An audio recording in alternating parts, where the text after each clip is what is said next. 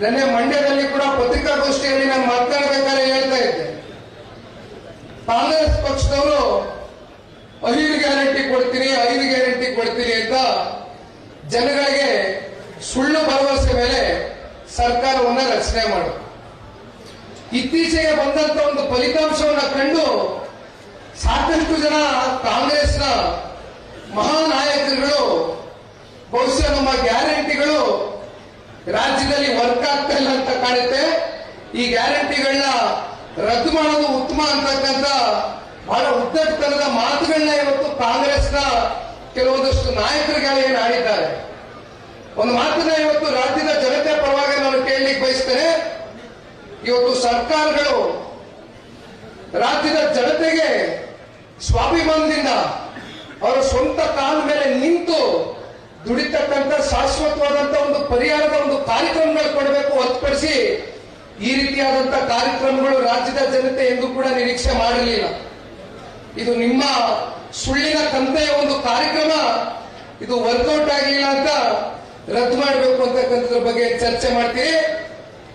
ಬಹುಶಃ ನಿನ್ನೆ ದಿನ ನಮ್ಮ ತುರುವೇಕೆರೆಗೆ ಹೋಗಿದ್ದೆ. MP ಕೃಷ್ಣಪ್ಪನ ಮೇಲೆ, ನಮ್ಮ ಅಣ್ಣನ ಮೇಲೆ, ಶಾಸಕರ ಮೇಲೆ ಚಾರ್ಜ್ ಮಾಡ್ತಾ ಇದ್ರು ಅಲ್ಲಿ ಇರ್ತಕ್ಕಂಥ ಸ್ಥಳೀಯರು. ರಸ್ತೆ ಆಗಿಲ್ಲ, ನಮಗೆ 5 ಕೋಟಿ ರೂಪಾಯಿ ಅಷ್ಟು ಅನುದಾನ ಬೇಕಾಗ್ತದೆ ಆ ರಸ್ತೆಗೆ. 2 ಕೋಟಿ ರೂಪಾಯಿ ಕೇಂದ್ರದಿಂದ ನಾನು ಹೆಂಗಾದ್ರೂ ತಗೊಂಡು ಬರ್ಲಿಕ್ಕೆ ಪ್ರಯತ್ನ ಮಾಡ್ತೀನಿ, 3 ಕೋಟಿ ರೂಪಾಯಿ ರಾಜ್ಯ ಸರ್ಕಾರ ಕೊಡಬೇಕು ಅಂತಕ್ಕಂಥದ್ದ ಪಾಪ ಕೃಷ್ಣಪ್ಪಣ್ಣ ಅವರು ಹೇಳ್ತಾ ಇದ್ರು. ನಾನು ಅವಾಗ ಹೇಳಿದೆ, ವಿಪರ್ಯಾಸ, 135 ಜನ ಕಾಂಗ್ರೆಸ್ನ ಶಾಸಕರಿಗೆ ಕಳೆದ 13-14 ತಿಂಗಳಾಗಿದೆ ಕಾಂಗ್ರೆಸ್ ಸರ್ಕಾರಕ್ಕೆ ಬಂದು, ಹೌದಲ್ವೇ? ಮೈಕ್ ಬಿಟ್ಟು ಪಕ್ಕದಲ್ಲಿ ಕೂರಿಸ್ಕೊಂಡು ಅವ್ರನ್ನ ಪ್ರಶ್ನೆ ಕೇಳಿ, ಎಷ್ಟು ಜನ ಶಾಸಕರಿಗೆ ಇವತ್ತು 1 ರೂಪಾಯಿ ಬಿಡುಗಾಸು ಏನಾದ್ರು ಅನುದಾನ ಕೊಟ್ಟಿದಾರ? ಕಾಂಗ್ರೆಸ್ನ ಶಾಸಕರಿಗೆ ಇವತ್ತು ಕಾಂಗ್ರೆಸ್ನ ಸರ್ಕಾರದವ್ರಿಗೆ 1 ರೂಪಾಯಿ ಬಿಡುಗಾಸು ಅನುದಾನ ಕೊಡ್ಲಿಕ್ಕೆ ಇವತ್ತು ಸರ್ಕಾರದ ಖಜಾನೆಯಲ್ಲಿ ದುಡ್ಡಿಲ್ಲ. ಅದಕ್ಕೋಸ್ಕರ ಇವತ್ತು ಈ ಗ್ಯಾರಂಟಿಗಳನ್ನ ಮುಂದುವರಿಸಬೇಕಲ್ಲ, ಅದಕ್ಕೆ ಎಲ್ಲ ಬೆಲೆ ಏರಿಕೆಗಳು ಪ್ರಾರಂಭ ಮಾಡಿದ್ದಾರೆ. ಪೆಟ್ರೋಲ್ ಬೆಲೆ ಏರಿಕೆ ಇರ್ಬೋದು, ಹಾಲಿನ ಇವತ್ತು ಪ್ರೋತ್ಸಾಹಧನದ ಬಗ್ಗೆ ಅಶೋಕಣ್ಣ ಅವರು ಮಾತಾಡ್ತಾ ಇದ್ದಾರೆ.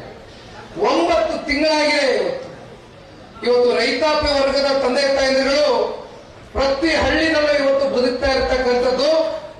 ಇವತ್ತು ಏನು ಹಾಲಿನ ಮೇಲೆ ಇವತ್ತು ಅವಲಂಬಿತರಾಗಿ ಇವತ್ತು ಜೀವನವನ್ನು ಸಾಗಿಸ್ತಾ ಇದ್ದಾರೆ. ಈ ಸರ್ಕಾರಕ್ಕೆ ನಿಜಕ್ಕೂ ಕೂಡ ಏನಾದರೂ ಕಿಂಚಿತ್ತು ರೈತರ ಬಗ್ಗೆ ಕಾಳಜಿ ಇರ್ತಕ್ಕಂಥದ್ದಿದ್ರೆ 9 ತಿಂಗಳಿಂದ ಹಿಡಿದಿಟ್ಕೊಂಡಿರ್ತಕ್ಕಂಥ ಈ ಒಂದು ಪ್ರೋತ್ಸಾಹ ಧನವನ್ನ ಮೊದಲು ಬಿಡುಗಡೆ ಮಾಡಿ ಅಂತಕ್ಕಂಥದ್ದನ್ನ ಈ ಸಂದರ್ಭದಲ್ಲಿ ನಾವು ಆಗ್ರಹಿಸಲಿಕ್ಕೆ ಇಷ್ಟಪಡ್ತೇವೆ. ಈ ಸರ್ಕಾರ ಬಹುಶಃ ಜಾಸ್ತಿ ದಿನ ಉಳಿಯುತ್ತೆ ಇಲ್ವೋ ನಮ್ಗೆ ಗೊತ್ತಿಲ್ಲ. ಈಗಾಗಲೇ ಸಾಕಷ್ಟು 2-3 ದಿನಗಳಿಂದಲೂ ಸಾರ್ವಜನಿಕವಾಗಿ ಮುಖ್ಯಮಂತ್ರಿ ಯಾರಾಗಬೇಕು, ಎಷ್ಟು ಜನ ಉಪಮುಖ್ಯಮಂತ್ರಿಗಳಾಗಬೇಕು, ಮುಖ್ಯಮಂತ್ರಿಗಳು ಬದಲಾವಣೆ ಆಗಬೇಕು ಅಂತಕ್ಕಂಥ